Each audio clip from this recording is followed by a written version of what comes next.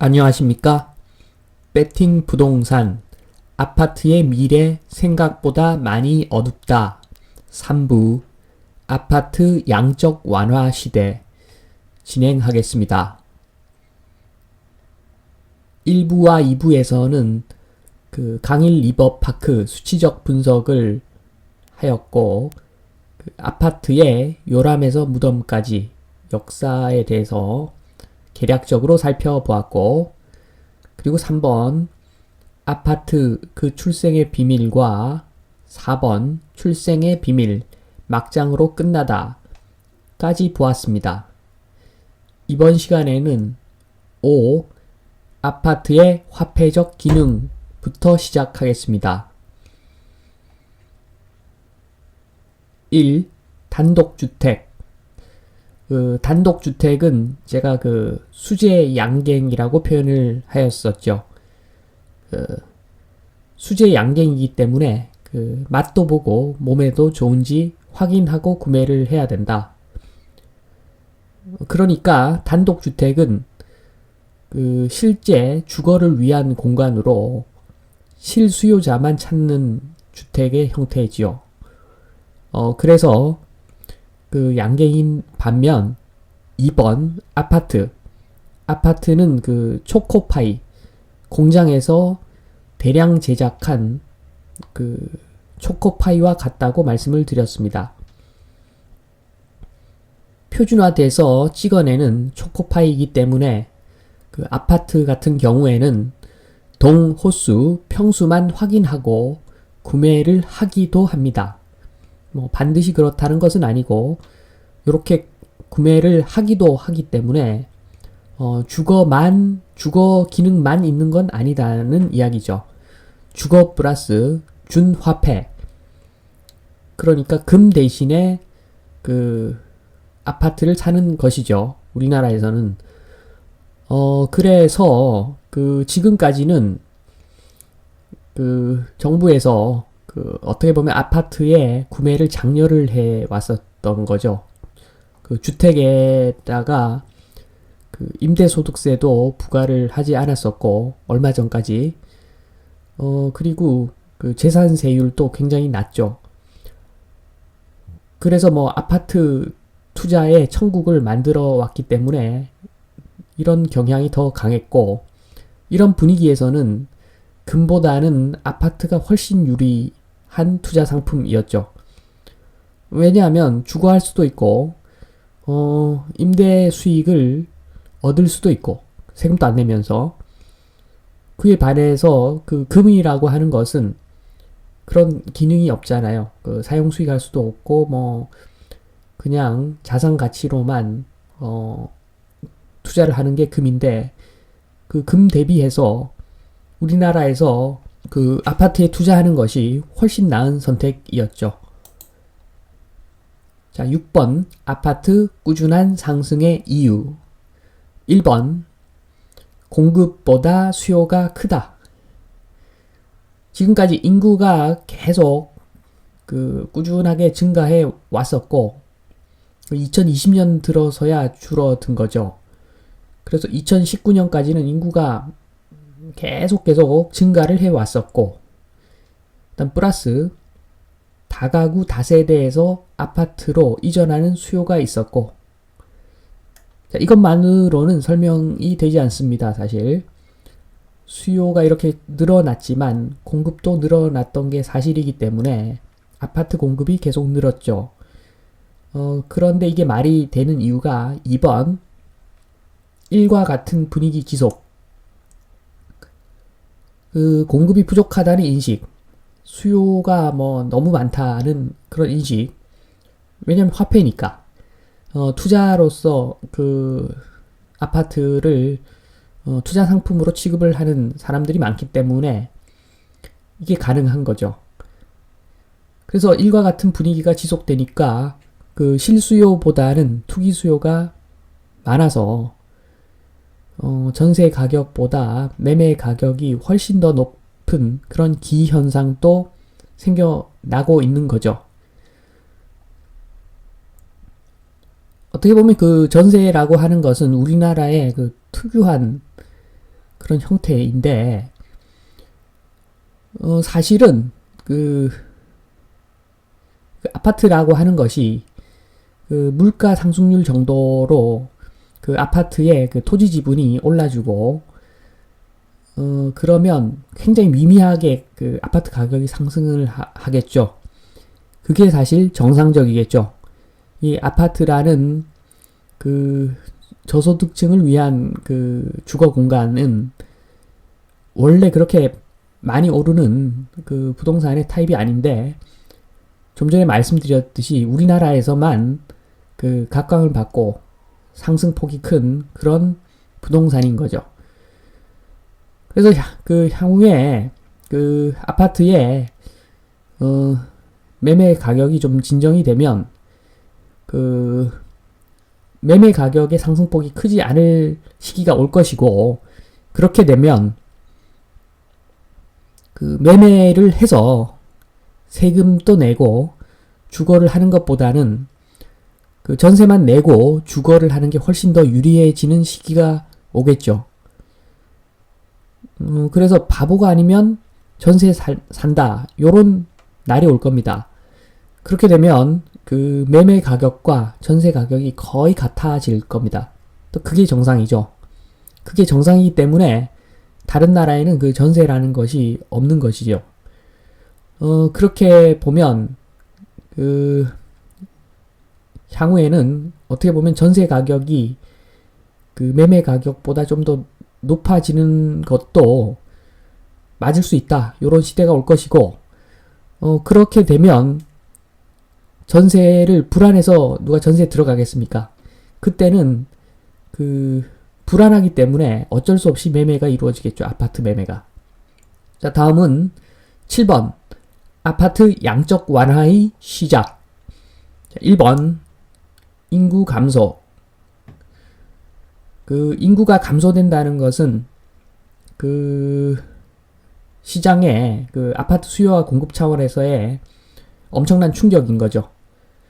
그 인구 감소가 부동산과 무관하다는 이야기, 그 이야기는 개소리입니다, 개소리.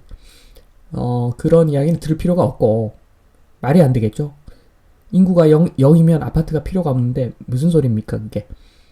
자, 세대수 증가가 있기 때문에 인구가 감소를 해도, 아파트는 더 많이 필요할 것이다.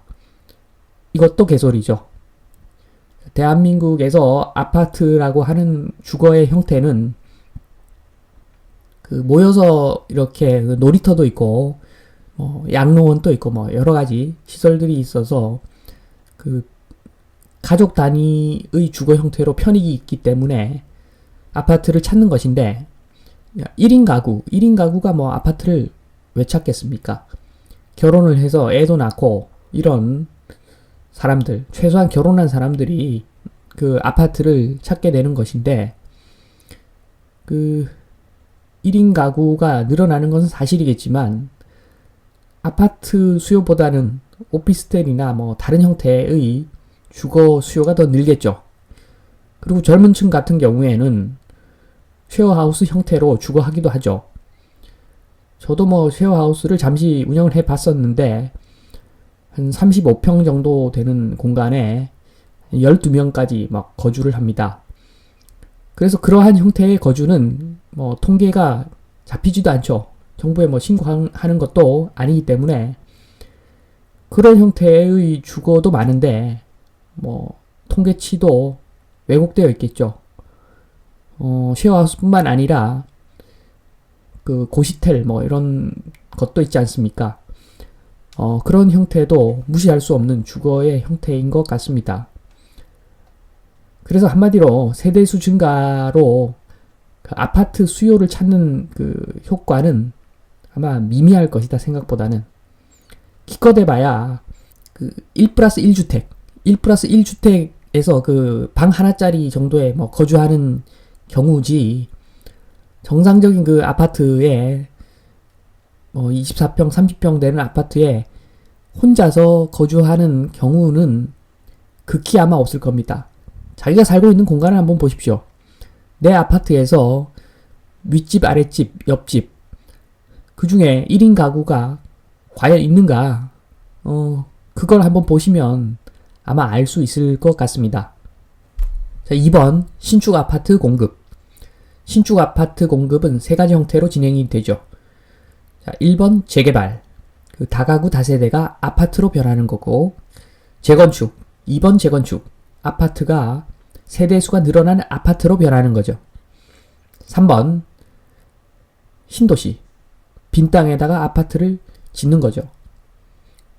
지금 보시듯이 그 신규로 주택을 공급을 할 경우에는 아파트가 늘어나는 방향으로 개발이 되고 있는 거죠.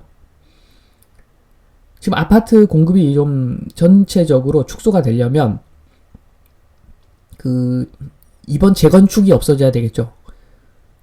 아파트가 이제 사람들 인식이 변해서 이제 생활 수준도 올라가고 주거복지에 대한 사람들의 개념도 많이 개선이 돼서 아파트보다 단독주택을 선호하는 시대가 오면 그 아파트를 부시고 나서 단독주택을 짓겠죠.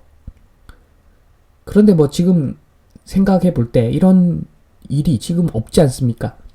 그래서 신축 아파트 공급은 꾸준할 것이다. 자, 3번 구축 아파트 공급. 자, 1번 약한 힘. 다주택자 보유세 중과. 자, 다주택자 보유세 중과는 굉장히 약한 힘인 거죠. 이게 강력한 힘을 발휘하려면 재산세를 부과를 해야 되는 거죠. 재산세. 영구적으로 재산세율을 1%에서 2% 사이 그렇게 유지를 해야지 투자로 이렇게 폭파치는 사람들이 줄어드는 거지. 지금처럼 그 재산세를 낮게 책정을 해놓고 종부세라는 형태를 한시적으로 도입한 다음에 이게 또 인별 과세되기 때문에 가족끼리 쪼개서 나눠 가져도 종부세는 크게 부과가 되지 않기 때문에 완전 종이 호랑이죠. 그래서 종부세 겁난다 이런 뉴스들은 사실 개소리죠. 종부세 누가 겁내합니까? 특히나 주임사 이런 것도 있는데 별의별 편법을 동원해서 피해 나갈 수 있는 그런 보유세 중과인데 이게 무슨 힘이 있겠습니까? 장난질이죠. 장난질이기 때문에 아무 의미가 없고 거의 의미가 없고 2번 강한 힘. 임대소득세 부과입니다. 임대소득세만 보면 이것도 별것 아니다 라고 볼 수도 있겠지만 이게 종합소득세 형태로 전이가 되기 때문에 종합소득세 같은 경우에는 거의 테러인 거죠. 이 종합소득세는 일단 임대 금액이 미미할 때는 그냥 단순 공제율 해서 단순 경비율 해서 경비를 많이 잡아줍니다. 한마디로 이익이 적게 난 것으로 계산을 해주기 때문에 종합소득세가 많이 나오지는 않지만 이게 임대 소득 금액이 높아지면 기준 경비율로 올라가고 점점 올라가겠죠. 그래서 다주택자일수록 종합소득세가 테러가 되는 것입니다. 예를 하나 들어보겠습니다. 만약에 서울에서 아파트를 20채를 갖고 임대를 돌린다. 예전에 임대소득세가 부과되기 전에는 정말 재수 없는 사람만 누가 신고를 하거나 그래서 진짜 특이한 경우에만 임대소득세를 부과를 했었죠. 완전 똥밟은 경우이었었던 거죠. 그 당시에는 얼마 전까지만 해도. 그런데 지금은 이제 전반적으로 임대소득을 과세하는 분위기이기 때문에 20채에서 채당 1년에 3천만 원의 소득이 있다. 그러면 1년에 6억이죠. 이 6억의 소득이 노출이 되면서 종합소득세 폭탄을 억대로 맞는 것입니다. 이게 왜 무섭냐? 종부세는 좀 관리를 잘못해서 주임사 주택임대사업자로 신고를 하지 않기도 하고 여러 가지 뭐 명의를 돌려놓고 뭐 이런 작업들을 안 해가지고 손해를 보는 사람들이 아주 가끔은 있죠. 종부세 뭐 억대로 내는 사람들이. 그렇지만 뭐 선수들은 벌써 다 피해간 거죠. 이거는 뭐 종이 호랑이이고, 반면에 그 임대소득세를 부과를 통해서 그 영구적으로 나오게 될 종합소득세, 매년 억 단위로 계속 나오는 거죠. 계속 나오는, 이거는 겁나죠. 왜냐면 영구적이니까. 그래서 이걸 한번 조금만 더 살펴보면, 임대소득세 부과는 국가가 도둑이다 뭐 이런 표현을 하는 사람들이 참 많죠. 특히 유튜브 하는 사람들이 그렇게 말을 많이 합니다. 그렇게 말을 하는 이유는 간단하죠. 1번 무식하다. 2번 구독자 늘리려고. 제가 봤을 때는 구독자 늘리려고 그런 거짓말을 하는 것 같습니다. 임대소득세를 부과하지 않는 나라는 거의 이름 못 들어본 나라. 한번 어떤 나라 국가를 이름을 댔을 때 그 국가가 어디 붙었지? 그렇게 알쏭달쏭할 정도로 이름 없는 나라에서는 임대소득세를 부과하지 않을 수도 있겠지만, OECD 이런 말이 붙는 나라에서 임대소득세를 부과를 하지 않는다는 것은 이건 말이 되지 않는 거죠. 물론 공식적으로야 임대소득세 부과한다고 했겠지만 안 했잖아요. 이런 나라는 없습니다. 이거는 정치권, 뭐 힘 있는 특권층의 말도 안 되는 만행입니다. 어떻게 보면. 물론 지금 정부에서 세금을 많이 걷어서 이상한 데다가 뭐 뻘짓거리하고 막 세금 줄줄 세는 것은 맞는 이야기죠. 그건 맞습니다. 그렇지만 임대소득세를 부과하는 것은 잘못된 것이다, 이렇게 말하는 것은 너무 말이 되지 않는다. 근로소득만 한번 보십시오. 근로소득세 아주 칼같이 떼어갑니다. 근로소득세는 칼같이 다 떼어가고, 특히나 사람이 개인적으로 노력을 엄청나게 해서 뭐 회사나 어떤 단체나 어떤 뭐 공모전에서 상금을 받는다. 기술 혁신을 엄청나게 해서 상금을 왕창 받는다. 그러면 왕창 상금을 받으면 받은 상금에서 또 세금 또 왕창 떼가는 게 지금 이 나라인데, 뭐 근로소득에는 그렇게 칼같이 소득세를 부과를 하면서 임대소득에는 소득세를 부과하지 않는다라고 하면 이건 이제 국가의 방향이 정해지는 거죠. 자, 아무것도 하지 말고 그냥 주택을 좀 모아가지고 임대소득세 받고 그냥 살아라. 이게 우리나라가 추구하는 궁극적인 목표다. 이렇게 공지를 하는 것과 뭐가 다르겠습니까? 뭐 부유한 부모가 부동산을 많이 물려준 그런 사람들은 임대소득 받고 임대소득세를 전혀 내지 않고 아주 잘 살고, 열심히 일하는 근로소득자들에게는 세금을 왕창 떼가고, 이게 정상적인 나라는 아니잖아요. 이런 형태가.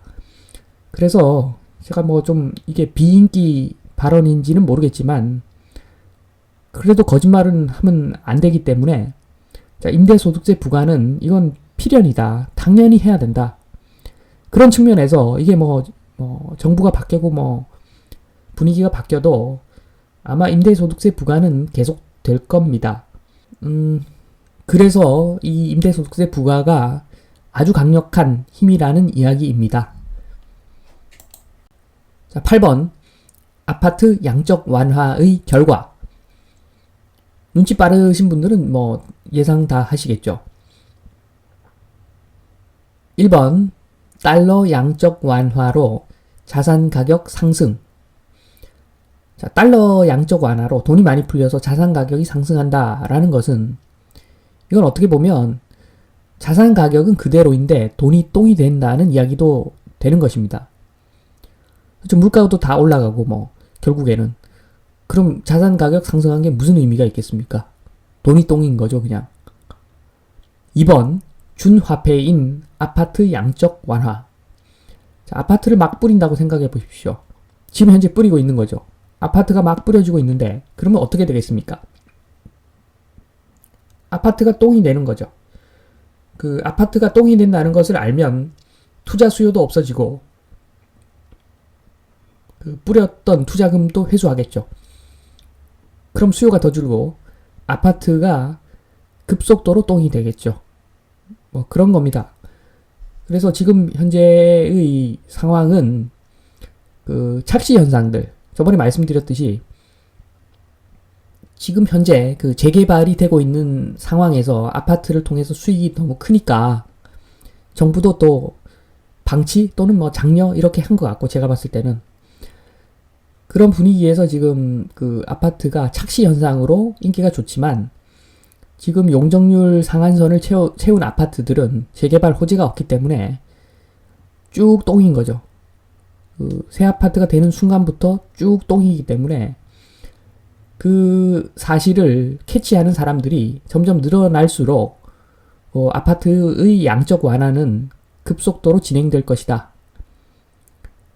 또 그렇게 되는 게 맞는 거죠. 아파트는 저소득층을 위한 그런 밀집된 주거 공간이 되어야 되는 거지. 그래서 어쩔 수 없는 사람들이 돈을 모으기 위해서 아파트에 거주를 해야 되는 것이지, 그 아파트가 그 궁극의 목표가 되어서는 안 되는 거죠.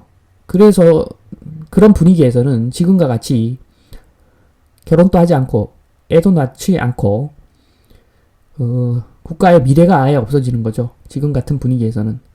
그래서 국가의 미래를 다시 찾고, 자, 출생률 지금이 말이 안 되는 거죠. 이런 출생률은 뭐 국가가 그 망하는 날이 정해져 있는 겁니다. 국가가 망한다는 결론이 정해져 있는 지금과 같은 그 저출산율, 이걸 무조건 깨야 됩니다. 이걸 깨지 않으면 다 이민 가야 됩니다.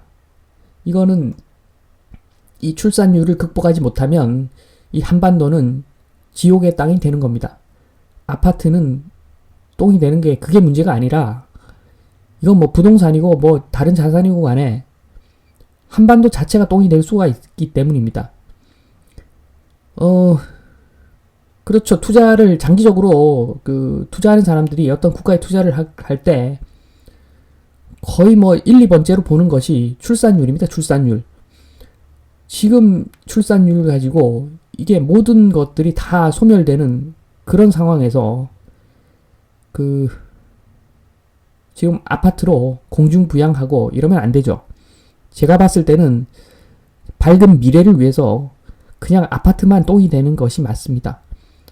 그래서 도심에서 근로를 해야만 하는 사람들이 저렴하게 아파트에서 주거할 수 있게 해주면 뭐 출산 뭐 이런 것들 많이 완화가 될 겁니다. 많이 개선이 될 겁니다.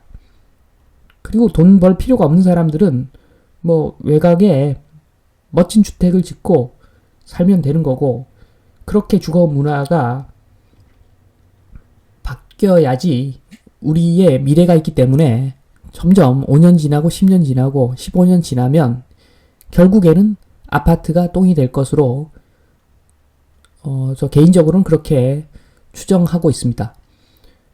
오늘은 그 아파트 양적 완화에 대해서 말씀드렸습니다. 이만 마치겠습니다.